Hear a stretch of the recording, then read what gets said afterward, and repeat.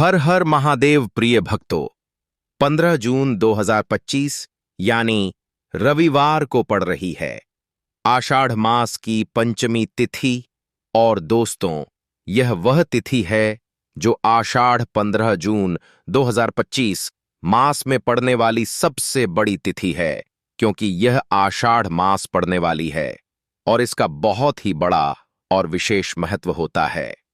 पूज्य गुरुजी ने कहा है कि अगर कभी भी मौका लग जाए और आषाढ़ मास की पंचमी तिथि को पड़ जाए तो आप लोगों को 3 तुलसी पत्ते वाला उपाय तो अवश्य ही करना चाहिए।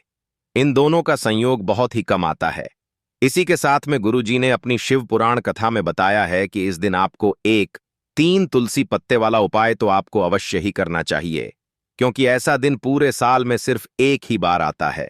और दोस्तों, आप सभी लोग जानते हो कि रविवार का अगर सबसे बड़ा कोई उपाय है तो वह 3 तुलसी पत्ते वाला उपाय। तो दोस्तों, आषाढ़ मास की पंचमी तिथि के दिन आप लोगों को इस 3 तुलसी पत्ते वाला उपाय को जरूर करना है।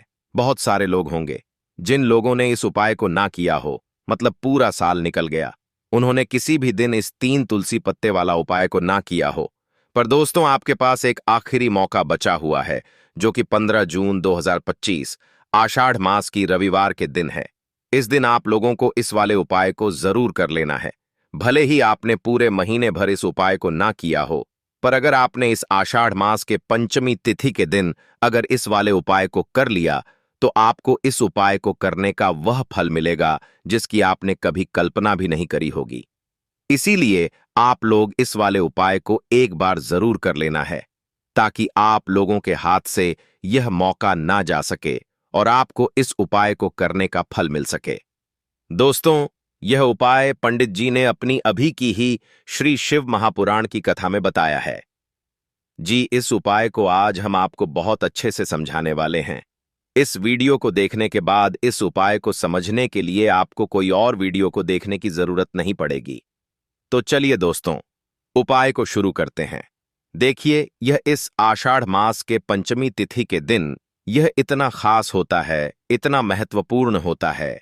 देखा गया है कभी कभी बड़े बड़े पूजा पाठ अनुष्ठान से जो मनोकामना पूर्ण नहीं होते, वह आषाढ़ मास की पंचमी तिथि के दिन एक छोटे से उपाय करने से ही आपकी मनोकामना पूर्ण हो जाती है।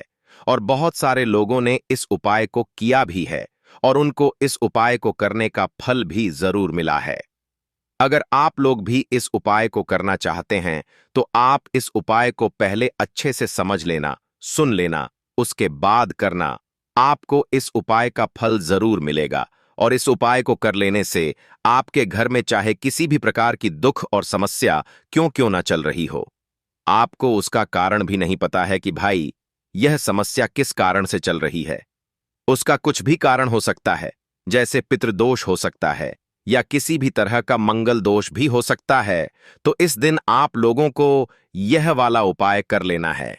यह एक ऐसा उपाय है जिस उपाय को अगर किसी विशेष दिन पर किया जाए तो भाई उस विशेष दिन का जो है वह तो हमें मिलता ही मिलता है, पर हमने उस दिन पर इस उपाय को किया है तो हमें उससे भी बड़ा फल मिलता है, और फल बहुत जल्दी मिलता है, क्योंकि आप इस उपाय को बहुत ही बड़े और विशेष दिन पर कर रहे हो। तो चलिए अब उपाय के बारे में बात करते हैं, लेकिन उससे पहले आप लोगों को यह जानना आवश्यक है कि आखिर यह उपाय किस समय करना है, किसको करना है और कैसे करना है। तो चलिए हम आगे आपको वीडियो में एक एक करके बता देते हैं। लेकिन उससे पहले अगर आप लोग हमारे चैनल पर पहली बार आए हैं या फिर मेरी आवाज आज पहली बार सुन रहे हैं तो हमारे चैनल वास्तु के उपाय को सब्सक्राइब जरूर कर लेना और इस वीडियो को लाइक करके कमेंट बॉक्स में श्री शिवाय नमस्तु भयम ओम नमः शिवाय जरूर ला लिख देना। तो दोस्तों, इस 3 तुलसी पत्ते वाला उपाय को हमें इस आषाढ़ मास की पंचमी तिथि के दिन कैसे करना है, किसको करना है, किस समय करना है और कहां पर करना है, यह सारे सवालों के जवाब आपको इस वीडियो में मिल जाएंगे। और जो ये वीडियो देखेगा भाई, उसको 3 तुलसी पत्ते वाला उपाय जरूर करना चाहिए, क्योंकि इस दिन तुलसी पत्ते का भी बहुत ही बड़ा और विशेष महत्व होता है। आ जाए 3 तुलसी पत्ते वाला उपाय की तो यह सोने पर सुहागा वाली बात हो जाती है और यह एक बहुत ही बड़ा उपाय हो जाता है इस आषाढ़ मास की रविवार का। तो अब दोस्तों, इस 3 तुलसी पत्ते वाला उपाय को आखिर करना किसको है? सबसे पहले हम लोग वह बात जान लेते हैं। तो देखो, घर की जो बड़ी माताएं बहनें होती हैं, उन माताओं बहनों में से कोई भी एक बड़ी माता बहन इस वाले उपाय को कर सकती है। और दोस्तों, अगर आप चाहे तो अपने घर में से सभी सदस्यों को भी इस उपाय को करवा सकते हैं। अगर किसी व्यक्ति की खुद की कोई मनोकामना है, खुद की कोई दुख और परेशानी है जो कि वह अपने लिए ही करना चाहता है, इस वाले उपाय को तो वह खुद अपने लिए भी कर सकता है। बाकी अगर कोई घर में से ऐसा है जो कि अपने पूरे घर परिवार की सुख और शांति के लिए यह वाला उपाय करना चाहता है, तो भाई वह भी कर सकता है। उसमें भी कोई दिक्कत वाली बात नहीं है। कहने का मतलब यह है कि इस उपाय को हर एक सदस्य भी कर सकता है और पूरे घर परिवार के सदस्य के लिए घर की बड़ी माताओं बहनों में से कोई एक माता बहन भी कर सकती है। माताएं बहनें अगर घर में उपस्थित ना हो या वह यह वाला उपाय ना कर पा रही हो, तो फिर घर का कोई बड़ा सदस्य भी इस 3 तुलसी पत्ते वाला उपाय को कर सकता है। चाहे फिर वह पुरुष ही क्यों ना हो, उसमें कोई भी दिक्कत वाली बात नहीं है। उसके बाद में दोस्तों, जो अगला प्रश्न निकल कर आता है वह यह आता है इस उपाय को लेकर कि आखिर इस उपाय को हमें किस समय करना है, सुबह के समय करना है कि शाम के समय करना है। तो देखो, इस वाले उपाय को आप लोग सुबह के समय भी कर सकते हो और शाम के समय प्रदोष काल में भी कर सकते हो। अब अगर आप पूछो कि भाई सबसे उत्तम समय कौन रहेगा इस 3 तुलसी पत्ते वाला उपाय को करने का, तो हम आपसे बस यही कहेंगे कि इस उपाय को आप सुबह के समय करेंगे तो ज्यादा बेहतर होगा। बाकी अगर प्रदोष काल शाम के समय भी करेंगे तो भी अच्छा होगा, उसमें कोई भी दिक्कत वाली बात नहीं है। तो अब दोस्तों, जो अगली सबसे बड़ी और महत्वपूर्ण बात आती है वह यह आती है कि सुबह अगर हम उपाय को करेंगे तो हमें कितने बजे से लेकर कितने बजे तक के बीच में करना है, और शाम के समय प्रदोष काल में करेंगे तो हमें कितने बजे से लेकर कितने बजे के बीच में करना है। तो देखो, सुबह जितनी जल्दी हो सके आप उपाय को करने की कोशिश करना। बाकी अगर किसी कारणवश लेट भी हो जाओ, थोड़ी देर भी हो जाए, तो 10 या 11 बजे तक भी आप उपाय कर लेना, पर 12 बजे से ज्यादा देरी ना हो। ठीक है, इस बात का ध्यान रखना। उसके बाद में दोस्तों, अगर शाम के समय प्रदोष काल की बात करें, प्रदोष काल का जो समय होता है वह शाम के 6 बजे से शुरू हो जाता है। मतलब शाम के 6 बजे से लेकर 7 बजे के बीच का जो समय होता है, यह समय प्रदोष काल का समय होता है। तो आप इस उपाय को 7 या 8 बजे के बीच में भी कर सकते हो। मतलब शाम के 6 बजे से रात 8 बजे के बीच में आप कभी भी इस वाले उपाय को कर सकते हो, उसमें कोई भी दिक्कत वाली बात नहीं है।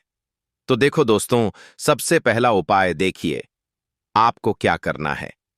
देखिए, आषाढ़ मास के दिनों में विशेषकर भगवान शिव और माता पार्वती और विष्णु भगवान का पूजन किया जाता है।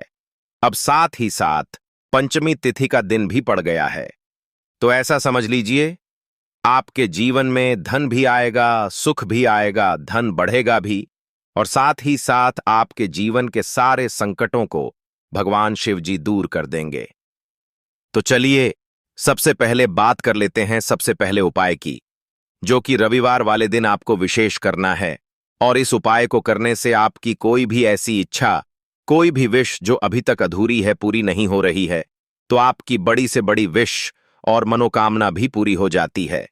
जब आप पंचमी तिथि वाले दिन इस पहले उपाय को कर लेते हैं तो देखिए, आप सभी जानते हैं कि श्री हरि विष्णु जो है, उन्हें तुलसी दल सबसे प्रिय है। बिना तुलसी माता के श्री हरि विष्णु अधूरे हैं और बिना तुलसी पत्तों के श्री हरि विष्णु का भोग अधूरा है। अब श्री हरि विष्णु को प्रसन्न करके आप अपनी किसी भी मनोकामना को पूरा कर सकते हैं, क्योंकि श्री हरि विष्णु प्रसन्न हो गए तो आपकी कोई भी विश और इच्छा मनोकामना अधूरी नहीं रहेंगी। देखिए, हम सभी के घरों में माता तुलसी का पौधा अवश्य ही होता है। तो देखिए, हमें तुलसी जी के पौधे से सबसे पहले तो 3 पत्ते तोड़ने हैं। देखो, एकादशी वाले दिन आपको तुलसी के पत्ते नहीं तोड़ने हैं। तो देखिए, तुलसी जी के आपको 3 पत्ते तोड़ लेने हैं, और इन तुलसी जी के पत्तों को तोड़ने के बाद आपको एक चुटकी हल्दी भी अपने साथ में लेनी है। हल्दी के अंदर आपको जल मिलाकर के पेस्ट के रूप में तैयार करना है, और इसी के साथ में आपको एक दीपक भी लेना होगा। दीपक आप मिट्टी का भी ले सकते हैं, आटे का भी ले सकते हैं, और इस दीपक में आपको शुद्ध घी डाल के इसमें आपको लंबी रुई की बाती का प्रयोग करना है। देखिए दोस्तों, आपके पास है 3 तुलसी जी के पत्ते हैं। तो पहला जो तुलसी जी का पत्ता है उस पर आपको सबसे पहले तो जो आपने हल्दी ली है उसकी एक बिंदी लगानी है। और पहला जो तुलसी जी का पत्ता है, आपके घर में भगवान विष्णु का चाहे कोई सा भी स्वरूप हो, चाहे लड्डू गोपाल जी का स्वरूप हो, या फिर भगवान कृष्ण की आपके मंदिर में प्रतिमा हो, या फिर भगवान श्री राम की प्रतिमाएं, उनके सामने आपको पहला तुलसी जी का पत्ता अर्पित करना है। अब देखिए दोस्तों, आपके पास जो 2 तुलसी जी के पत्ते हैं और आपके पास जो एक दीपक है, इन्हें आपको लेकर के पहुंचना है अपने ही घर में तुलसी जी के पौधे के पास में। देखिए, सबसे पहले तो आपके पास जो 2 तुलसी जी के पत्ते हैं उन पर भी आपको हल्दी की एक एक बिंदी लगानी है, और उन दोनों ही तुलसी जी के पत्तों को आपको अपने घर में तुलसी जी के पौधे के वहां पर ही अर्पित कर देने हैं। और इस प्रकार से यह दोनों पत्ते भी तुलसी जी के पौधे के पास में अर्पित करने के बाद अंत में जो आपके पास एक लंबी बाती का दीपक है, इसे आपको तुलसी जी के पौधे के पास में ही प्रज्वलित कर देना है। जो भी व्यक्ति अपने ही घर पर इस प्रकार से तुलसी जी के 3 पत्तों का यह उपाय कर लेता है तो उसका परिवार हमेशा खुश रहता है। उसके परिवार में कभी भी कोई भी संकट उत्पन्न नहीं होता है, और यदि आपके घर में जो भी ग्रह क्लेश है वह भी समाप्त होते हैं। तो इस प्रकार से यह सुंदर सा उपाय करना है। अब बात करते हैं अगले उपाय की। देखो, यदि आपके जीवन में आर्थिक संकट बहुत अधिक हो रहे हैं, धन की समस्या लगातार जीवन में बनी हुई है, 1 रुपयों को प्राप्त करने के लिए आपको बहुत अधिक मेहनत कर रहे हैं, तो आज रात्रि में सोने से पहले आपको यह एक चमत्कारी दीपक का उपाय अवश्य करना है। या फिर यदि आपका जो व्यापार है, बिजनेस है, दुकान है, वह अच्छे से नहीं चल पा रही है, तो आज रात्रि में इस विशेष दीपक का उपाय आपको अवश्य करना चाहिए। देखो दोस्तों, दीपक हमारे घर में सभी नकारात्मक शक्ति को बाहर करता है। यह उपाय आपको साल में केवल 1 बार करने का ही मौका मिलता है। देखिए, इस उपाय के लिए आपको तुलसी जी की जो सूखी लकड़ी होती है उसे ले लेना है। देखिए दोस्तों, यदि आपके पास पुरानी तुलसी जी की लकड़ी है तो उसे आप ले सकते हैं, और यदि आपके घर में तुलसी जी जो लकड़ी है वह सूखी हुई है तो उसकी लकड़ी आप तोड़ करके इस्तेमाल कर सकते हैं। लेकिन आपको ध्यान रखना है कि सूर्यास्त से पहले पहले ही आपको यह जो तुलसी जी की लकड़ी है इससे अवश्य ही तोड़ लेना है। तो इस उपाय के लिए आपको सबसे पहले तो एक मिट्टी का दीपक लेना होगा, चाहे तो आटे का दीपक भी ले सके, क्योंकि आटे का दीपक सभी दीपक में सर्वोत्तम माना गया है। इस दीपक के अंदर आपको शुद्ध घी का प्रयोग करना होगा, और इससे दीपक के अंदर आपने जो तुलसी जी की लकड़ी ली है उसे भी रख देना है। लेकिन यह जो तुलसी जी की लकड़ी है इसमें आपको चारों तरफ अच्छे से घी लगा लेना है। देखिए, गुरुजी ने बताया है कि जो तुलसी जी की लकड़ी है यदि आप उपाय करते हैं और बहुत ही शीघ्रता से जल जाती है, तो इसके लिए आपको एक कार्य करना है। आपको थोड़ी सी रुई ले लेनी है, और उस रुई को आपने जो तुलसी जी की लकड़ी ली है उस पर अच्छे से चारों तरफ लपेट देनी है। तुलसी जी की लकड़ी के ऊपर रुई लपेटने के बाद इसे आपको पूरा घी के अंदर डुबो लेना है। अब इसे आपको बाती के रूप में प्रयोग करना है। अब दोस्तों, इस दीपक को आपको प्रज्वलित कहाँ करना है? तो इस दीपक को आपको या तो भगवान विष्णु के सामने प्रज्वलित करना होगा, या फिर आपको भगवान श्री राम के सामने प्रज्वलित करना होगा, या फिर भगवान कृष्ण के सामने, यानी कि भगवान विष्णु के जो भी अवतार हैं उनके सामने आप यह दीपक प्रज्वलित कर सकते हैं, या फिर आप इस दीपक को माता तुलसी जी के सामने भी प्रज्वलित कर सकते हैं। पूज्य गुरु जी ने बताया है कि जो भी व्यक्ति इस प्रकार से तुलसी जी की डंडी से यह दीप दान कर देता है उसके जीवन में कभी भी धन की समस्या नहीं होती है। इसीलिए आपको यह पूरे साल में केवल 1 बार ही मौका मिलता है। इस उपाय को करके देखना, आपकी सभी इच्छाएं जरूर पूर्ण होंगी। यह जो उपाय है रात्रि में सोने से पहले करना है। यह उपाय करते सर्वश्रेष्ठ होने वाला है। देखिए, इस उपाय के लिए आपको मात्र 5 हरे मूंग के दाने ले लेना है। देखिए, तिथि है और यह रविवार के दिन पड़ रही है, इसीलिए आपको 5 हरे मूंग के दाने लेना है। हरे मूंग के दाने आपको साबुत लेने हैं, खंडित नहीं होने चाहिए। इस बात का ध्यान रखें। और इसी के साथ में आपको एक तांबे के पात्र के अंदर अपने घर से शुद्ध जल ले लेना है। अब दोस्तों, इन सभी सामग्रियों को लेकर के आपको सीधे पहुंच जाना है भगवान शिव के मंदिर में देखिए, इस उपाय को भी आप सुबह भी कर सकते हैं और शाम के समय में भी कर सकते हैं। देखिए, भगवान शिव के मंदिर में पहुंचने के बाद आपके पास जो 5 हरे मूंग हैं, उनमें से पहला जो हरा मूंग है, आपको शिवलिंग के सामने जो नंदी महाराज होते हैं और उनका जो पैर उठा हुआ होता है, वहां पर आपको पहला हरा मूंग समर्पित कर देना है और आपको ओम नमः शिवाय इस मंत्र का जाप कर लेना है।